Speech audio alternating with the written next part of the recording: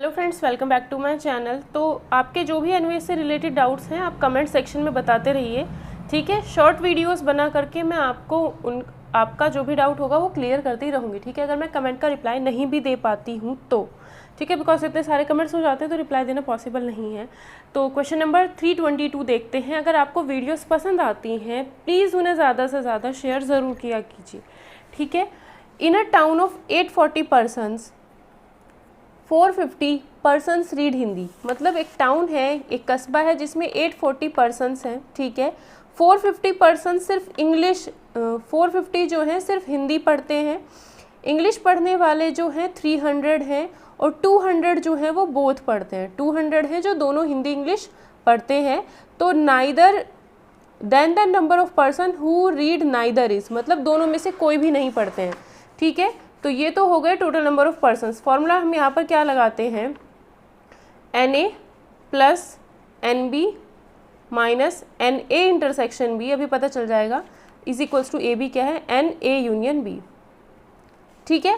उसने क्या कहा है हमसे, तो मतलब फर्स्ट सब्जेक्ट हमारा P है तो इस P की जगह मैं A लिख देती हूँ, और सेकेंड सब्जेक्ट ये तो टोटल नंबर ऑफ पर्सन्स है ना हमारे पास, ये क्या है हमारे पास टोटल नंबर ऑफ पर्सन जितने भी हमारे पास उस कस्बे में है या उस टाउन में है, ठीक है। हिंदी पढ़ने वाले तो A हो गया हिंदी, और B सेकंड सब्जेक्ट क्या है इंग्लिश, तो B हो गया हमारा इंग्लिश।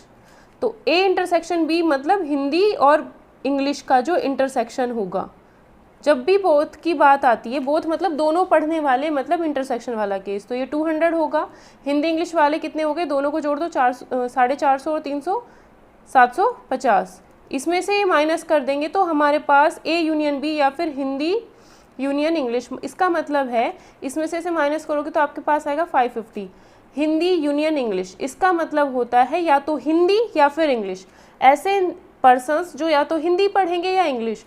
इंटरसेक्शन मतलब बोथ, दोनों पढ़ने वाले। फॉर्मूला यही अप्लाई करना है, A यूनियन B या फिर हिंदी इंग्लिश है, फर्स्ट हिंदी है सेकंड इंग्लिश है, तो हिंदी यूनियन इंग्लिश का मतलब है या तो हिंदी पढ़ेंगे या इंग्लिश पढ़ेंगे, दोनों नहीं पढ़ेंगे, दोनों में से एक पढ़ेंगे जो भी पढ़ेंगे, ठीक है।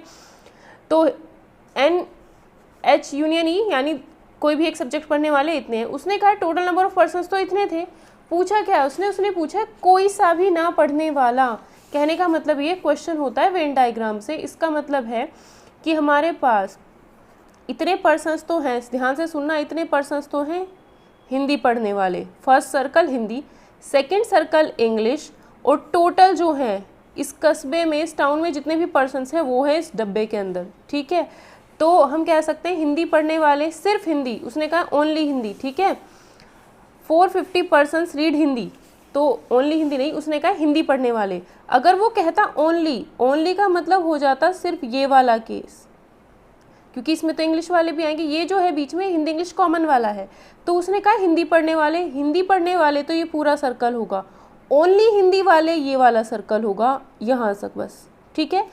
इंग्लिश वाले ये होंगे बट ओनली इंग्लिश यहाँ तक रहना है, ठीक है। और हिंदी इंग्लिश बोथ ही है, तो हिंदी इंग्लिश बोथ तो उसने हमें दे रखा है 200, ठीक बात। अब ये वाला जो है आप इसे इससे भी कर सकते हो, ये वाला जो है पूरा हिंदी उसने कहा है 450, ये वाला पोर्शन है 200, और ये पूरा सर्कल 450, 450 में से 200 जाएगा तो आपके पास बचेगा 250, तो ओनली हिंदी 250, ठीक। और ये वाला पूरा सर्कल है 300, इंग्लिश पढ़ने वाले हैं 300, ओनली इंग्लिश पढ़ने वाले ये वाला पोर्शन होगा, तो 200 माइनस कर दो तो सिर्फ 100 है इंग्लिश पढ़ने वाले। तो अगर आपसे इस क्वेश्चन में पूछा जाए सिर्फ इंग्लिश पढ़ने वाले 100, सिर्फ हिंदी पढ़ने वाले 250, और दोनों पढ़ने वाले तो 200 हैं ही, ठीक। और A यूनियन B यानी हिंदी यूनियन इंग्लिश, दोनों में से कोई एक सब्जेक्ट पढ़ने वाले, तो वो हो जाएगा हमारा ये वाला पोर्शन, ठीक है। उसमें हिंदी इंग्लिश दोनों पढ़ने वाले भी आ गए यहाँ पर, मतलब 2 बारी काउंट नहीं कर सकते हम इसको, ठीक है। तो ये ओनली हिंदी कितना था, A यूनियन B का मतलब होता है आपका ये वाला पोर्शन, यहाँ से शुरू करो और यहाँ तक पूरा, ठीक है। A इंटरसेक्शन B ये वाला होता है, ठीक है। तो अगर जब हम यूनियन की बात करते हैं तो ये वाला सारा पोर्शन आता है यूनियन में, ठीक है। 250 तो इतना है, 100 इतना है, और 200 बीच वाला है, तो कितना हो गया 200, 200, 400, 500, 550, तो AH यूनियन E तो हो गए हमारे 550। वो कहता है कोई सा भी ना पढ़ने वाला, तो कोई सा भी ना पढ़ने वाला तो ये होगा ना, और पूरा कितना है बॉक्स के अंदर पूरे 840 है, और ये वाला जो पोर्शन हमने निकाला है, कितना निकाला है 550, तो 840 में से 550 माइनस करना पड़ेगा। तो मैंने इस वजह से ये वाला क्वेश्चन इस तरीके से बताया है, वरना ये निकल गया तो डायरेक्ट अगर आपको पता होगा तो 840 में से आप डायरेक्ट इसे माइनस कर दोगे। ठीक है, तो आ जाएगा हमारा 92, आंसर हो जाएगा हमारा 290, इसका करेक्ट ऑप्शन हो जाएगा। ठीक है, वेन डायग्राम वाले क्वेश्चन हैं। क्वेश्चन देखते हैं, value of 10C1 10C2 10C3 up to 10C9 हमें बताना है क्या होगा इसमें से। ठीक है, तो क्या कहा है इसने, 10C1 plus 10C2 plus 10C3 ऐसे करते करते लास्ट में 10C9 तक जाना है।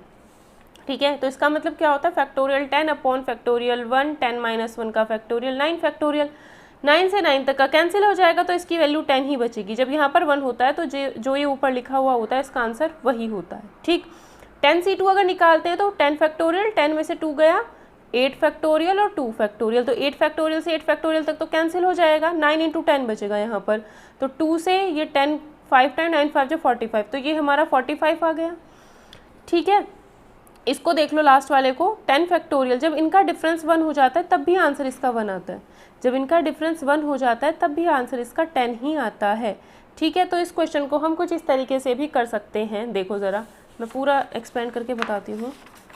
10C1 plus 10C2 plus 10C3 plus 10C4 plus 10C5 plus 10C6 plus, यहीं पर ही लिखती हूँ, plus 10C7 plus 10C8 plus 10C9 plus 10C10। ठीक है, तो देखो 10C1 अगर हम करते हैं और 10 में से 1 गया 9 आएगा, तो 10C9 में इसके नीचे ही लिख देती हूँ। ठीक है, जो लास्ट में आएगा 10C9 उसको मैं यहीं पर ही लिख देती हूँ। 10C2 इसमें से जाएगा तो 8, तो यहीं पर ही मैं 10C8 लिख देती हूँ इसके नीचे जो लास्ट में आएगा। 10C3 अंतर कितना है 7 इन दोनों का, तो यहाँ पर लिख दिया, इन दोनों का अंतर 6 है तो यहाँ पर मैंने 6 लिख दिया, प्लस 10C5, तो 10C5 तो अकेला ही रहेगा। ठीक है, या फिर 10 यहाँ पर 10C10 लिख लो, मतलब बाद वाले जो थे मैंने इसके साथ में ही लिख लिए, 10C5 के बाद में जो था मैंने यहीं पर लिख दिया। इन दोनों का अंतर 9 था तो 9 वाला इसके साथ लिखा, अंतर 8 था तो 8 वाला इसके नीचे लिख दिया, ऐड ही तो करने हैं। अब जब इन दोनों का डिफरेंस, अगर इसको सॉल्व किया तो 10 आ रहा था, ठीक है, इसको सॉल्व करके देखोगे ये भी 10 आएगा। जब इन दोनों का डिफरेंस इसमें से ये जाएगा तो 1 ही आता है, तब भी हमारे इसका आंसर 10 ही आ जाएगा, चाहे आप सॉल्व करके देख लो। फैक्टोरियल 10 फैक्टोरियल 9, 10 माइनस 9 1 फैक्टोरियल, तो आएगा 10 ही सॉल्व करके, तो 10 10 20 हो गया। इन दोनों को भी देख लो साथ में, फैक्टोरियल 10 फैक्टोरियल 8 इंटू फैक्टोरियल 2, इसको सॉल्व करोगे ये आएगा, इसको सॉल्व करोगे factorial 8 factorial 10 factorial 8 factorial 10 minus 8 2, यानी इन दोनों का वैल्यू भी सेम ही होगा। तो इसे सॉल्व किया था तो 9 इंटू 10 अपॉन 2 कितना आ रहा था 45, तो डबल ऑफ 45 हो जाएगा। सेम इन दोनों की वैल्यू भी सेम होगी। जब इन दोनों का डिफरेंस देखो, अगर 10 में से 3 माइनस करने के बाद 7 मिलता है या 10 में से 7 माइनस करने के बाद ये वाला मिलता है तो इन दोनों की वैल्यू सेम, इसमें से माइनस करो ये मिलना चाहिए, इसमें से माइनस करो ये मिलना चाहिए, तो दोनों की वैल्यू सेम होती है, ऊपर वाला भी सेम होना चाहिए। ठीक है, तो ये हो जाएगा factorial 10 upon factorial 7 into factorial 3 और डबल करेंगे क्योंकि 2 है ये।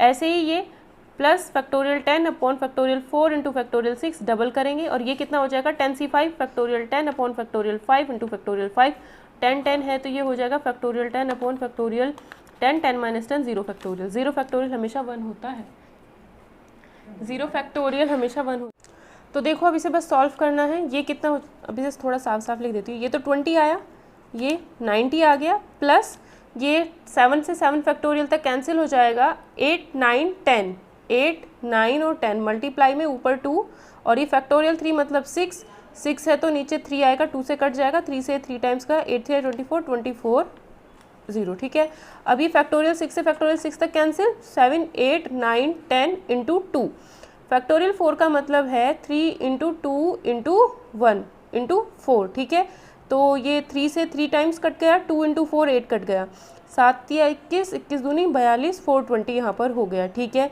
ये हो जाएगा फैक्टोरियल 10 तो 5 तक तो चला जाएगा, 6 7 8 9 बचेगा 10 और नीचे फैक्टोरियल 5 यानी 5 इंटू 4 इंटू 3 इंटू 2 इंटू 1, तो 3 से ये 3 टाइम्स, 2 इंटू 4 8 कैंसिल, 5 से ये 2 टाइम्स कैंसिल हो गया। ठीक है, तो 3 6 18 कितना हो जाएगा, 6 7 42 42 इंटू 6 42 इंटू 6, 6 चौक 24, 6 दूनी 12, 252। तो ये आ जाएगा हमारा 252 और फैक्टोरियल 0 होता है 1, 10 से 10 कैंसिल, 0 होता है तो 1, ये आएगा हमारा 1। तो ऐड कर लेते हैं बस इसको, यही हमारा आंसर हो जाएगा 400, 500, 600, 700, 800, 800 और ये हो जाएगा 890, 890 ये हो जाएगा आपका 910, 910 हो गए, कितने हुए 40, 50, 60, 60 और 50 कितने हो गए 110, 110 और 3 कितने हो गए ये, तो ये हो जाएगा 1000, 1020, 1020 और 23, तो 1023 इसका करेक्ट आंसर होगा। लेकिन ऑप्शन में हमें क्या दे रखे, 2 की पावर्स में दे रखे, तो हमें याद होना चाहिए कि 2 की पावर 10 1024 होता है, तो ये क्या होगा 2 की पावर 10 माइनस 1, यानी इसको हम लिख सकते हैं 1024 माइनस 1 या फिर 2 की पावर 10 माइनस 1। 10 में से माइनस 1 नहीं है, 2 की पावर 10 में से माइनस 1 है, तो डी ऑप्शन इसका करेक्ट आंसर होगा। आपको 2 की पावर्स, 3 की पावर्स, 4 की पावर्स, 5 की पावर्स, मतलब एटलीस्ट आपको पावर्स जो होनी चाहिए वो याद होनी चाहिए, क्योंकि और स्क्वायर्स और क्यूब्स ये सब चीज़ें आपको याद होनी चाहिए। नेक्स्ट क्वेश्चन आप देख सकते हो, everybody in a room shakes hand, मतलब हाथ मिलाते हैं, ठीक है, विद एवरीबडी एल्स, एक दूसरे के साथ हाथ मिलाने, तो टोटल नंबर ऑफ हैंडशेक्स कितना होगा। इसने कहा है कि टोटल नंबर ऑफ हैंडशेक्स हैं 66, तो मैंने कहा था हैंडशेक्स का फॉर्मूला NC2, अगर total number of persons n है तो NC2 होते हैं हैंडशेक्स, उसने ऑलरेडी इसकी वैल्यू दी है, तो factorial n upon factorial 2n-2 का फैक्टोरियल इज इक्वल्स टू 66। अब इसे कैसे सॉल्व करोगे, यहाँ से हम n कॉमन लेंगे तो n-1 फैक्टोरियल बचेगा, और फिर n-1 भी बाहर ले लेते हैं, कॉमन नहीं बाहर लेते हैं, तो n-2 बचेगा is equals to 66 upon 2 factorial 2 ही होता है, n-2 फैक्टोरियल से ये कैंसिल हो जाएगा, n-1 अपॉन 2 इक्वल टू इतना है, तो n square minus n equal to 1 2 6 12 2 6 12 13 132, या फिर n square minus n minus 132 equal to 0, या फिर इसके फैक्टर क्या होंगे 11 गुना 12, भाई 11 गुना 12 ही तो फैक्टर होंगे, और दोनों को माइनस करके 1 भी आ रहा है, माइनस करके ही आना चाहिए क्योंकि यहाँ माइनस है, ठीक है। तो ये हो जाएगा n square minus 12n plus 11n minus 132 equal to 0, या फिर n कॉमन ले लो, n माइनस 12 प्लस 11, ये तो छोटी चीज़ है, n minus 12 is equals to 0, n की वैल्यू या तो 12 आएगी या फिर n की वैल्यू माइनस 11 आएगी, n की जो वैल्यू है वो नेगेटिव तो हो नहीं सकती, ठीक है, तो यहाँ पर क्या होगा n की वैल्यू पॉजिटिव ही होगी। क्यों नेगेटिव नहीं हो सकती, क्योंकि नंबर ऑफ पर्सन्स नेगेटिव हो सकते हैं क्या, n है नंबर ऑफ पर्सन्स, क्या -11 इंसान हो सकते हैं, नहीं हो सकते ना, तो ऐसे सोच लिया करो। तो n की वैल्यू जो है यहाँ पर पॉसिबल नहीं हो पाएगी, इस क्वेश्चन में पॉसिबल नहीं है, क्योंकि number of persons can't be negative, तो n की वैल्यू 12 होगी, तो इसका करेक्ट आंसर हमारा 12 होगा। तो नंबर ऑफ हैंडशेक्स आप याद रखो, हमेशा NC2 ही अप्लाई करना है, क्योंकि जब हम हाथ मिलाते हैं तो 2 हाथ यूज़ होते हैं उसमें, तो इस वजह से।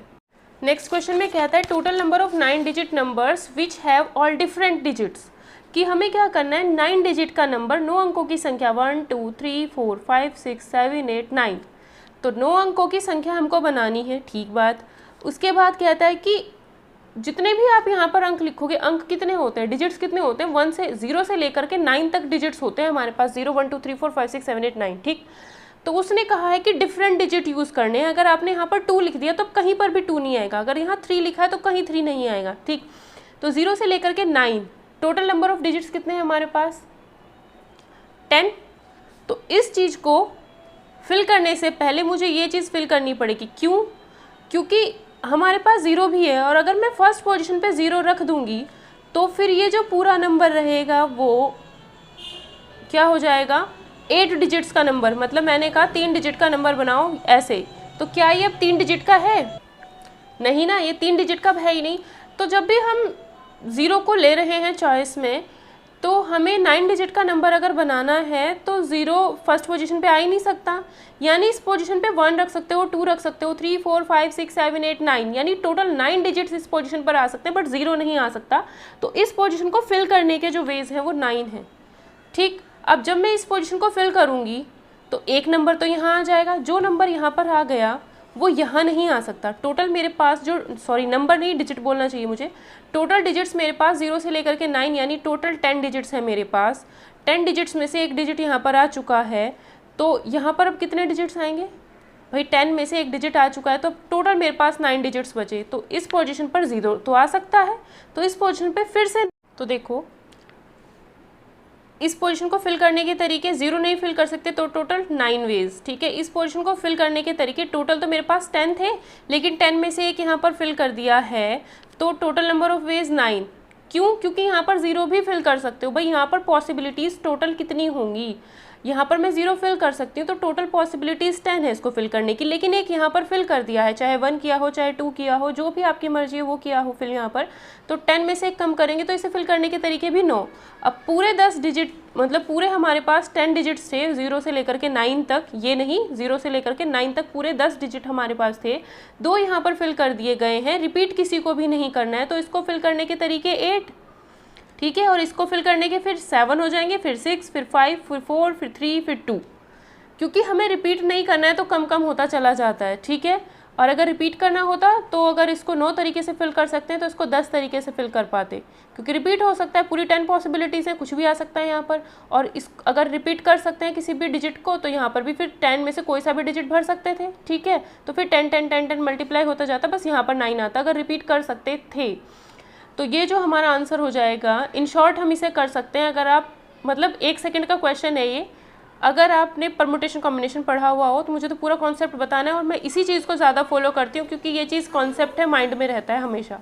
तो आंसर क्या हो जाएगा, सबकी मल्टीप्लाई कर देंगे, तो 9 into 9 into 8 into 7 into 6 into 5 into 4 into 3 into 2 into 1 कर दो ना कर दो क्या दिक्कत है। 1 से लेकर के हम 9 तक तो सीधा सीधा जा ही रहे हैं, तो इसको 9 फैक्टोरियल नहीं लिख सकते क्या, और 9 तो आंसर होगा 9 इंटू 9 फैक्टोरियल, यानी सी आंसर, ठीक है, ठीक। तो ये हो जाएगा हमारा इसका आंसर। और अगर कहता है यहाँ पर कि रिपीट हो सकते हैं, तो यहाँ भी 10 पॉसिबिलिटीज़, 10 10 10 10 10 10 10 10 इंटू 10 इंटू 10 1 2 3 4 5 6 7 8 टाइम्स 10 आता हमारे पास, तो 9 इंटू 10 की पावर 8 आंसर हो जाता। तब अगर कोई भी डिजिट रिपीट हो सकता था तब ये आंसर आता, ठीक है, रिपीट नहीं है तो ये आंसर आएगा, ठीक। अब ये वाला क्वेश्चन देखते हैं। ये वाला क्वेश्चन जो है आपको डायरेक्ट एनसीईआरटी में मिलेगा और इसका आंसर डायरेक्ट ये होता है n+1 CR, ठीक है। क्या होता है NCR प्लस NCR माइनस 1, तो हम क्या करते हैं R और R माइनस 1 को तो ऐड कर देते हैं नीचे, और N है तो यहाँ पर n+1 लिख देते हैं, डायरेक्ट NCERT में ये लिखा हुआ आपको मिल जाएगा, ठीक है। तो हम इसे सॉल्व करते हैं, तो N की जगह पे मान लो 3, R की जगह पे मान लो 1, प्लस 1 ना मान करके क्योंकि यहाँ 0 हो जाएगा, वैसे 0 होने से कोई दिक्कत तो होगी नहीं, 3C0, इसकी वैल्यू निकाल करके देखते हैं कितना आएगा। फैक्टोरियल 3 अगर ना आपको याद हो तो ये केस कर सकते हो आप, factorial 1 3 - 1 2 factorial, plus factorial 3 factorial 0 और 3 - 0 3 फैक्टोरियल, फैक्टोरियल 0 1 होता है, इससे कैंसिल हो गया तो ये तो 1 ही आ जाएगी, ठीक है। ये 2 से 2 कट गया, 3 3 + 1 4, तो 4 आंसर आता है। अब इसमें से सॉल्व करो कौन हमें 4 देगा। n की वैल्यू ए ऑप्शन में हमने 3 रखा, 3 रखेंगे n की वैल्यू, तो 4 C R की वैल्यू कितनी रखी है हमने 1 रखी है, तो 1 4C1 सॉल्व करके देखते हैं। 4C1 अगर नीचे 1 होता तो इसका आंसर 4 ही आता है, तो 4 आएगा। ये 4 नहीं देगा क्योंकि 4C2 हो जाएगा, ये 5C2 हो जाएगा, तो ये नहीं देगा, ये ऑप्शन हमें आंसर देगा, तो यही करेक्ट आंसर हो जाएगा। वैसे ये चीज़ आपको डायरेक्ट याद होनी चाहिए, नहीं है तो आप लगा सकते हो इस तरीके से। क्वेश्चन करते हैं प्रोबेबिलिटी के इस टॉपिक में मैंने कुछ क्वेश्चन कहीं से स्किप किए हैं, ठीक है। तो जो भी क्वेश्चंस मैंने स्किप किए हैं उनको मैं अलग से एक वीडियो में बताऊंगी। क्यों? क्योंकि मैं सोच रही हूँ कि अच्छे से कॉन्सेप्ट बता दूँ तब आपको क्वेश्चन समझ आए। जिनका कॉन्सेप्ट मेरे लिए इजी पड़ रहा है फ़िलहाल बताना, मतलब जो बहुत ही कम टाइम में बताए जा रहे हैं, जो इजी क्वेश्चन है पहले मैं वो बताने की कोशिश कर रही हूँ। जो थोड़े से लेंदी होंगे, जिसमें थोड़ा लंबा कॉन्सेप्ट बताना होगा, तो वो क्वेश्चंस मैं बाद में बताऊँगी जैसे प्रोबेबिलिटी टॉपिक खत्म हो जाएगा, ठीक है। क्वेश्चन देखते हैं। इसने कहा है कि if the events A and B are independent, जब भी दो इवेंट्स इंडिपेंडेंट होते हैं तो पी ए इंटरसेक्शन बी क्या होता है, P A into P B. Direct है, चीज़ आपको याद होनी चाहिए, क्लास 12th में ये होती है एनसीईआरटी में, ठीक है। नेक्स्ट क्वेश्चन देखते हैं। इस क्वेश्चन में हमें कहा है कि अगर एक बैग है हमारे पास, उसमें 5 तो रेड बॉल्स हैं और 3 जो हैं वो ब्लू बॉल्स हैं। एक बैग में इतनी बॉल्स हैं तो टोटल 8 बॉल्स होंगी। अब इन 8 बॉल्स में से हमें सिर्फ और सिर्फ 3 चूज़ करनी है, ठीक है। तो वो कहता है कि 3 बॉल इसमें से निकालो विदाउट रिप्लेसमेंट, मतलब अगर आप इसमें से एक बॉल निकालते हो तो वापस उसमें नहीं रखनी है वो, फिर इसके अंदर 7 बॉल रह जाएंगी, फिर उसमें से एक बॉल निकालोगे तो अंदर 6 बॉल रह जाएंगी। ऐसे हमने इस क्वेश्चन को समझना है, ठीक है। तो 5 रेड हैं, 3 ब्लू बॉल्स हैं, टोटल इसमें नंबर ऑफ बॉल्स 8 हो जाएंगी।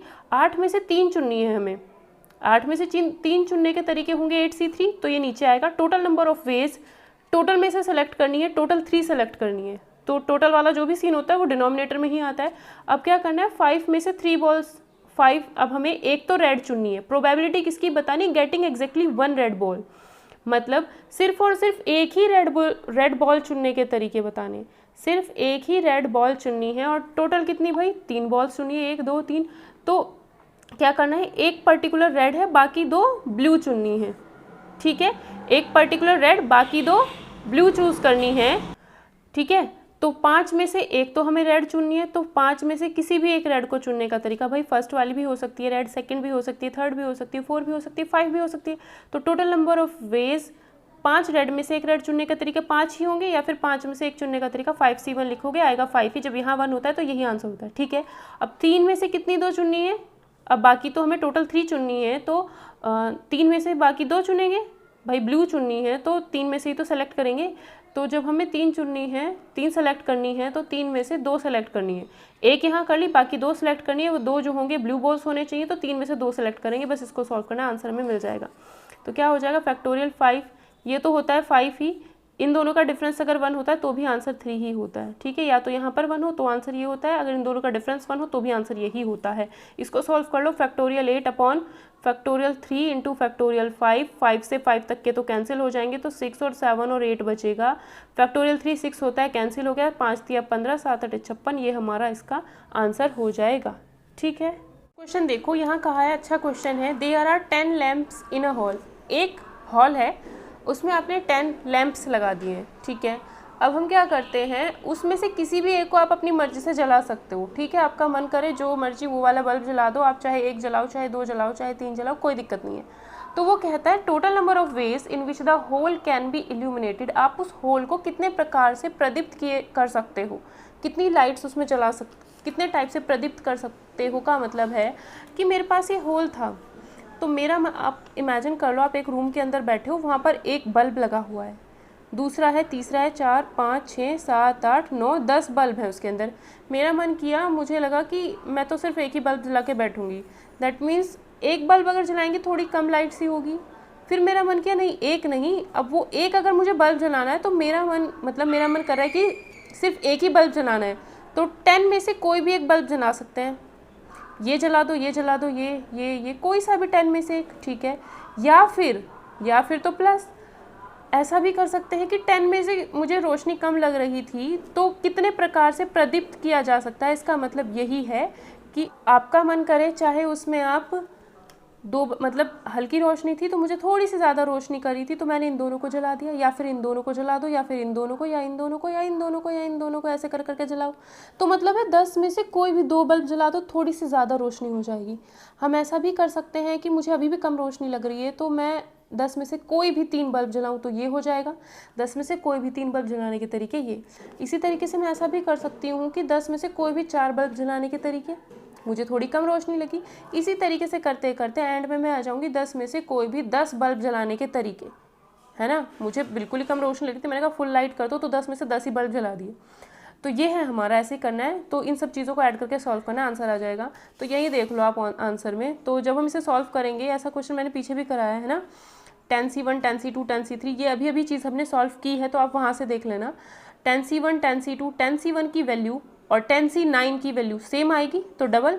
10C2 और 10C8 की वैल्यू सेम आएगी, 10C3 और 10C7 की वैल्यू भी सेम आती है, 10C4 10C6 की वैल्यू भी सेम आएगी, 10C5 और 10C10 अलग अलग निकाल देना, ठीक है। 10C10 तो 1 ही होगा, ठीक। 10C10 हमारा हो जाएगा 1, ठीक। तो फिर उसको सॉल्व करना है, 2 की पावर 10, ये हमारा कितना आया था सॉल्व करने के बाद। अभी एक क्वेश्चन में हमने ये चीज़ सॉल्व की थी 323 क्वेश्चन में, तो हमारा आया था 123, और फिर मैंने बताया था इसको हम लिख सकते हैं 1024 -1, या फिर 2 की पावर 10 -1। तो आंसर क्या हो जाएगा इसका, 2 की पावर 10 -1, या 2 की पावर 10 -1 कह सकते हैं, या फिर 1023 कह सकते हैं। जो आपका मन करे वो हम आंसर लिख सकते हैं, जो ऑप्शन में होगा वही आंसर करेंगे। अब इसमें 2 की पावर 10 -1 तो कहीं नहीं दिया, तो हमने दे रखा 1023, तो 1023 आंसर टिक कर देंगे, ठीक है। बस मैंने बता दिया कि ये चीज़ कैसे आई है, और आगे हमने कैसे सॉल्व किया था वो हम पीछे क्वेश्चन में देख चुके हैं, ठीक है। डायरेक्ट फार्मूला होता है how many diagonals can be drawn in a polygon of n side. जब भी हम किसी भी चीज़ में डायगनल बनाते हैं ना, जैसे हमारे पास ट्राइंगल है, मैं कहूँ इसका डायगनल बनाओ, मैं कहूँ मेरे पास 4 पॉइंट वाला ये कोई फिगर है, मैंने कहा इसका डायगोनल बनाना है, तो डायगोनल बनाने के लिए तरीका होता है फर्स्ट इसको सेकंड पॉइंट मान लो, इसको थर्ड पॉइंट मान लो। तो फर्स्ट से हमेशा थर्ड पे, पहले पॉइंट से तीसरे पॉइंट पे पहुंच जाओ, आपको डायगोनल मिलेगा। इसको फर्स्ट मानो, इसको सेकंड, इसको थर्ड, फर्स्ट से थर्ड को मिलाओ, डायगोनल मिल जाएगा। इसको फर्स्ट मानो, इसको सेकंड मानोगे, इसको थर्ड, तो फिर से यही डायगोनल मिलेगा। तो हमेशा हर फिगर में आप फर्स्ट सेकंड थर्ड नंबर डालो इन वर्टिसेस को, इन शीर्षों को, और फर्स्ट से थर्ड वाले को मिलाते रहो तो आपको डायगोनल मिलते रहते हैं। तो डायगोनल निकालने का जो फॉर्मूला होता है वो होता है nn-3/2। ठीक, डायरेक्ट है ये तो नंबर ऑफ डायगोनल्स निकालने का तरीका nn-3/2, या फिर हम ऐसा भी कह सकते हैं अगर आप इसे समझना चाहो, फॉर्मूला क्या है nn-3/2। ठीक है, अब इसमें देखो 1 2 3, 1 ये है, 2 ये है, 3 है, तो 1 से 3 को मिलाओगे तो ये डायगोनल है, ये तो इसकी साइड है, तो ये डायगोनल नहीं है। तो ट्राइंगल के अंदर कोई भी डायगोनल नहीं होता। ट्राइंगल का मतलब होता है नंबर ऑफ साइड्स 3, यानी भुजाओं की संख्या 3। तो इसमें क्या है, n की वैल्यू 3 है, भुजाओं की संख्या 3 है, 3 जैसे इसमें रखोगे 0। तो ट्राइंगल यानी त्रिभुज के अंदर एक भी विकर्ण या फिर एक भी डायगोनल नहीं होता है। इस वजह से फॉर्मूले से भी नहीं आया, तो आप n की वैल्यू 3 रख करके भी देख सकते हो अगर आपको फॉर्मूला ना याद हो तो। और यहाँ पर क्या है, नंबर ऑफ वर्टिसेस कितना है, चाहे नंबर ऑफ वर्टिसेस कह लो चाहे नंबर ऑफ साइड्स कह लो, number of vertices number of sides same ही होंगी। ठीक है, 1 2 3 4 और 1 2 3 4 चारों साइड है, ये विकर्ण है। तो अगर मैं 4 थोड़ी खिचड़ी सी हो रही है यहाँ पे, बट समझ लेना। ठीक है, 1 2 3 4 चार साइड्स हैं, तो n-3/2, तो यहाँ पर 4 4 रखेंगे तो ये आ जाएगा, यहाँ 4 रखा 2 हो गया, ये 4 - 3 2, तो आंसर क्या आएगा 2। तो अगर आप n की वैल्यू यहाँ पर 4 रखते हो, यानी आप 4 साइड्स वाला, 4 भुजाओं वाला वर्ग ले लो, चाहे आप रेक्टेंगल यानी आयत ले लो, स्क्वायर ले लो, जो आपका मन करे वो ले लो, तो उसमें हमेशा क्या आएगा, डायगोनल यानी नंबर ऑफ डायगोनल्स या फिर विकर्ण की संख्या 2 आएगी। तो इस फॉर्मूले से हम कर सकते हैं। वैसे आपको ये चीज़ पता होना चाहिए, क्लास 8 का एक क्वेश्चन है।